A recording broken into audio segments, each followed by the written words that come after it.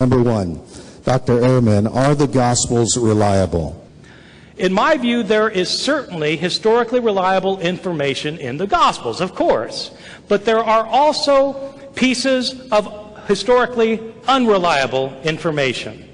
This can be seen by the fact that sometimes there are flat-out discrepancies between the Gospels, as you will see yourself if you just read them carefully side by side.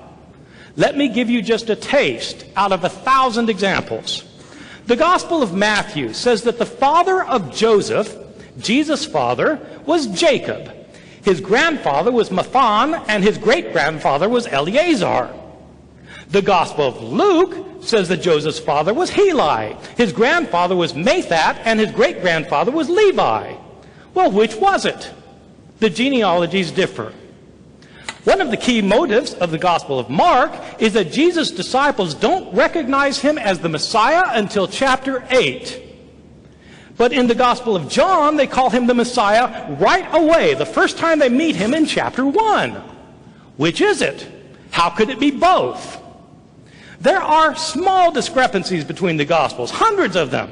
Was Jairus' daughter sick, but still alive, when Jairus came to ask Jesus to heal her, as in Mark? Or did she just die before Jairus came, so that he asked Jesus to raise her from the dead, as in Matthew? Hard to see how it could be both ways. The Gospel of John says explicitly that Jesus died on the day of preparation for Passover, the afternoon before the Passover meal was eaten. The Gospel of Mark says explicitly that Jesus died the morning after the Passover meal was eaten. Don't take my word for it. Read John 19 and Mark 15 for yourself. They contradict each other. Or look at the resurrection accounts in the four Gospels sometime and ask yourself, how many women went to the empty tomb? What were their names? Was the stone rolled away before the women arrived or after they got there? What did they see there? One man, two men, or two angels? What were they told to do? To tell the disciples to go to Galilee or not? Did they tell the disciples or not? Did the disciples go to Galilee or not? It depends which gospel you read. You get a different story every time. We should not say that these are a bunch of details and don't affect the larger picture. The larger picture is made up of nothing but details.